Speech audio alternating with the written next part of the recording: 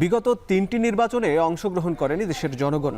কর্তৃত্ববাদী আওয়ামী লীগ সরকার যখন একতরফাভাবে নির্বাচনের আয়োজন করে তখন বলা হয় সংবিধান রক্ষা করতে হলে নির্বাচন দিতে হবে। তখন প্রশ্ন ওঠে, শুধুই কি নির্বাচনের জন্য সংবিধান নাকি জনগণের জন্য?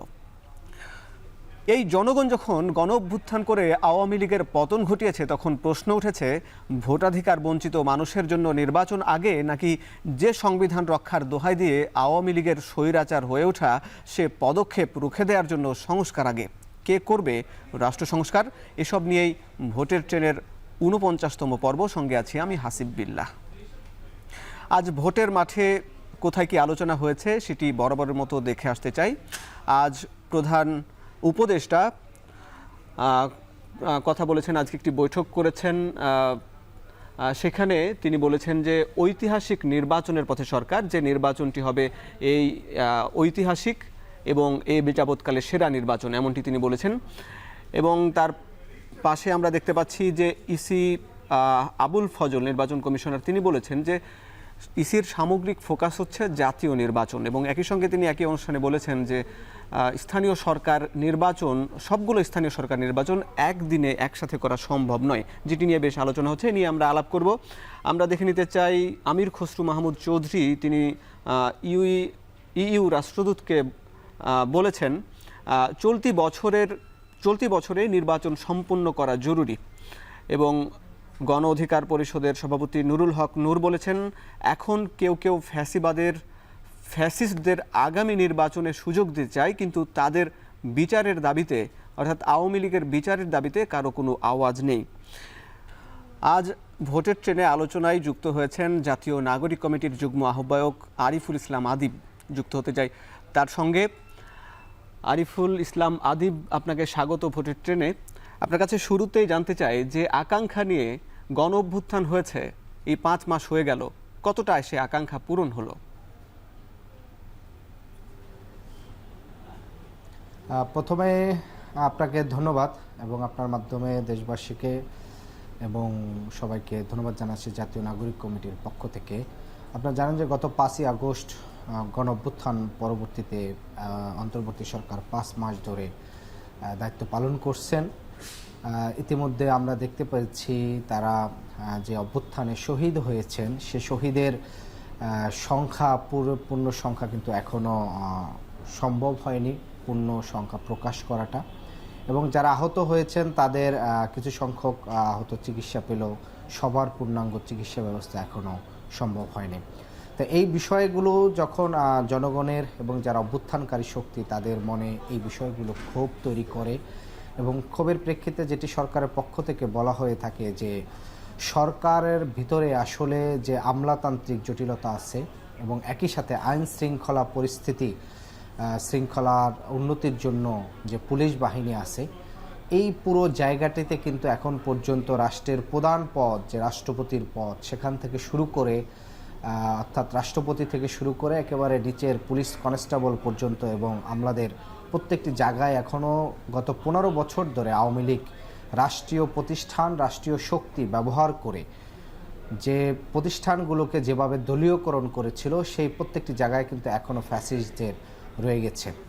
ফলে সেই জায়গার থেকে তারা আমরা দেখে থাকি যে যখনই সরকার গণ অভ্যুত্থানের যে আকাঙ্ক্ষা, রাষ্ট্রের প্রত্যেকটি নাগরিকের রাষ্ট্রীয় সেবা প্রদানের ক্ষেত্রে সমান যে অধিকার এবং গুরুত্বপূর্ণ সংস্কারের জন্য উদ্যোগ নেয়, তখন কিন্তু আমরা দেখতে পাই যে আমাদের থেকেও নানা ধরনের হুমকি দেওয়া হচ্ছে।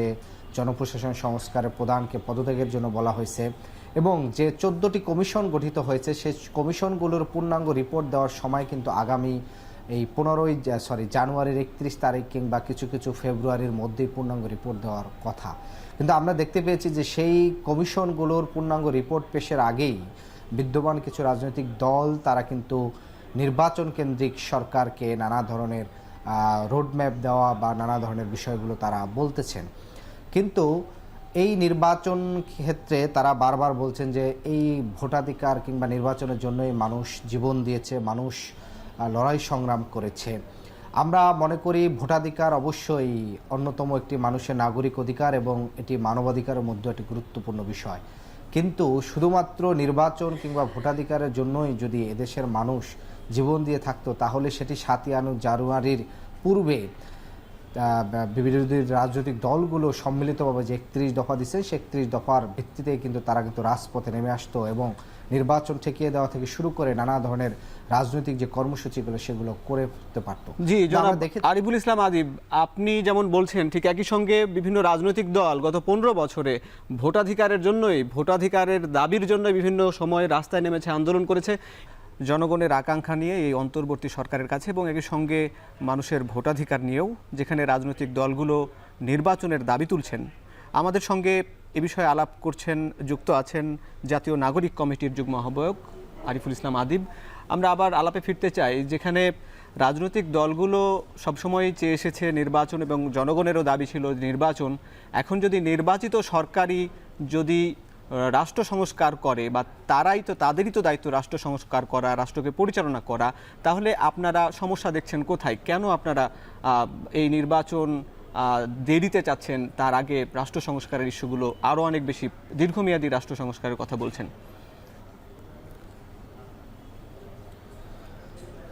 ধন্যবাদ আপনাকে আবারও। দেখেন, আমরা নির্বাচন দেরিতে চাচ্ছি বা নির্বাচন বিলম্ব করতে চাচ্ছি, বিষয়টি আমাদের জায়গা থেকে মোটেও এরকম নয়।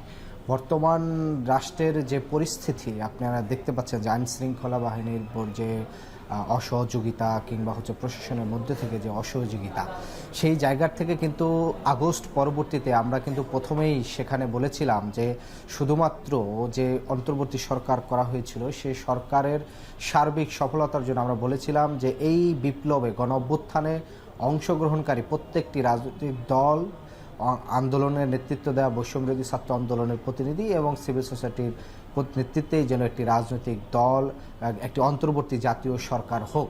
তাহলে যেটি হতো যে সর্বসম্মতভাবে সবার ঐক্যমতেই কিন্তু যে এখন বিষয়গুলো আসছে, নির্বাচন, আওয়ামী লীগের বিচার, সংস্কার এবং সবগুলো কিন্তু একসাথে সম্মিলিতভাবে হতো। কিন্তু আমরা সেখানে বৃহত্তর দল হিসেবে বিএনপিকে কিন্তু তার যে ভারপ্রাপ্ত চেয়ারম্যান তারেক রহমান, তিনি কিন্তু সেই জাতীয় সরকারের তৎকালীন সাড়া দেননি।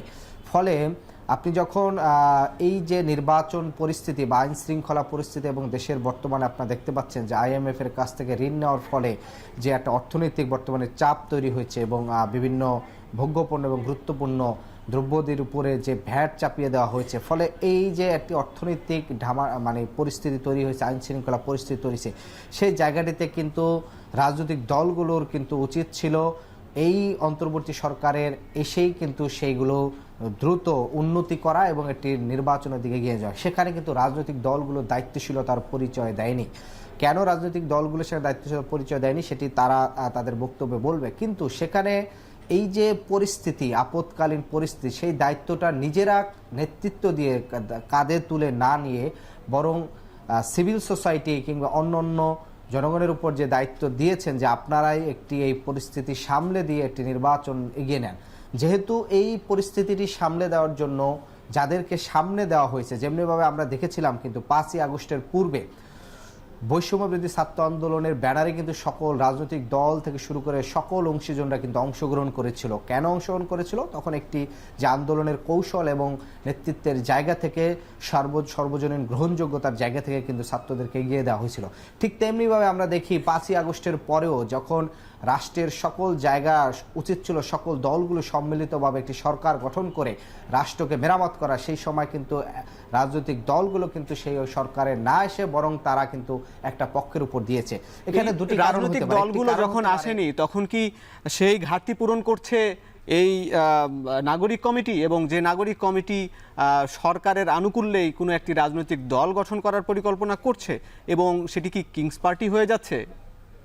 সরকারের আনুকূল্যে কখনোই রাজনৈতিক দল গঠন করার প্রক্রিয়া কিন্তু নাগরিক কমিটি করছে না। নাগরিক কমিটি এই বিপ্লবে আপনারা জানেন যে গণ অভ্যুত্থানটি হয়েছে, সেই অভ্যুত্থানে কিন্তু অনেকগুলো ফোর্স আছে। এখানে একটা বড় তরুণদের অংশ যারা রেভলিউশনারি বিপ্লবী চিন্তা চেতনা ধারণ করেন, একই সাথে অনেকে রাষ্ট্রের নাগরিকের দীর্ঘমেয়াদী রাষ্ট্রীয় নাগরিক হিসাবে মর্যাদা প্রতিষ্ঠার জন্য কিন্তু লড়াই করতেছে। এবং আপনারা যদি বাংলাদেশের রাজনৈতিক কালচার পিছনের দিকে একটু ঘুরে তাকান, দেখতে পাবেন যে 2008 সাল থেকে যখন টানা 2014-15 সাল পর্যন্ত আওয়ামী লীগ ক্ষমতায় ছিল এবং 14 সালে নির্বাচন যখন বিরোধী রাজনৈতিক দলগুলো ঠেকিয়ে দিতে পারেনি, তারপর থেকেই কিন্তু 2015 সাল থেকেই কিন্তু এই দেশে সামাজিক আন্দোলনগুলো কিন্তু দুর্বার গতিতে এগিয়ে গেছে। আপনি যদি জাস্ট মেনশন করতে চান 2015 সালে ব্যাট বিরোধী আন্দোলন বলেন, 2018 সালে নিরাপদ সড়ক আন্দোলন, কোটা সংস্কার আন্দোলন, এরপরে 2024-এ সর্বশেষ কিন্তু সেই ছাত্রদের মাধ্যমে কিন্তু গণ অভ্যুত্থানের মাধ্যমে কিন্তু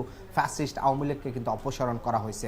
রাজনৈতিক দল গঠন নিয়ে যেখানে নাগরিক কমিটি এবং বৈষম্য বিরোধী ছাত্র আন্দোলন যারা এই আন্দোলনের নেতৃত্ব দিয়েছে তারাই একটি রাজনৈতিক দল গঠনের একটি পরিকল্পনাও করছে, কিন্তু আমরা ইতিমধ্যে দেখতে পাচ্ছি, আমরা এই বিষয়ে আলাপ করছিলাম জনাব আরিফুল ইসলাম আদিবের সঙ্গে, যিনি নাগরিক কমিটির একজন নেতা এবং সাবেক ছাত্র নেতা।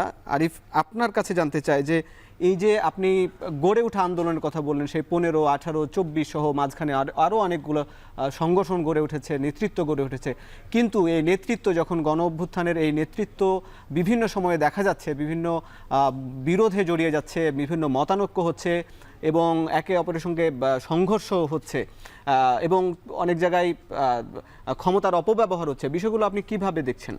আপনারা কিভাবে সমন্বয় করছেন?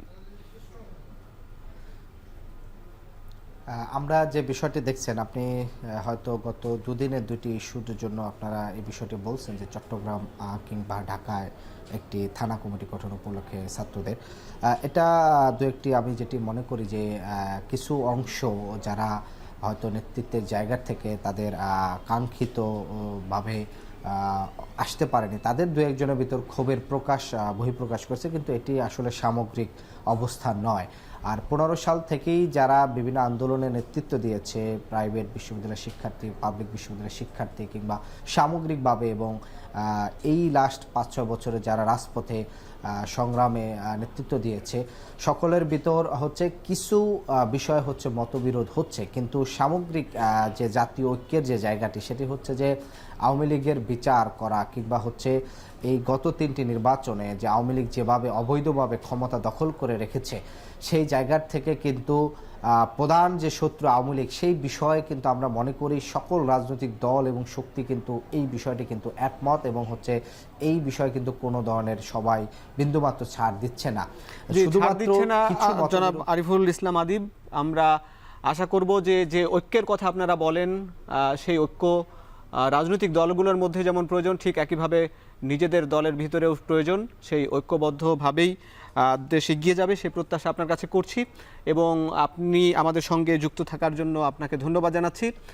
বরাবরের মতোই সংসদীয় আসনের পরিক্রমা আপনাদের জানাতে চাই। আজ আলোচনা করব নওগাঁ 4 আসন, যেটি সংসদীয় আসন 49। আমরা আরও কিছু তথ্য দেখে নিতে চাই। নওগাঁ 4 আসনের সীমানা মান্দা উপজেলা, এখানে মোট ভোটার সংখ্যা 2,89,226 জন, পুরুষ ভোটার 1,42,410 জন এবং নারী ভোটার 1,46,816 জন।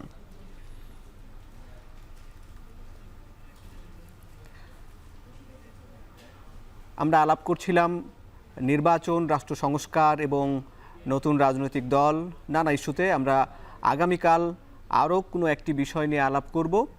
দেখা হবে নতুন পর্বে, ততক্ষণ শুভকামনা, ভালো থাকুন। ধন্যবাদ সবাইকে।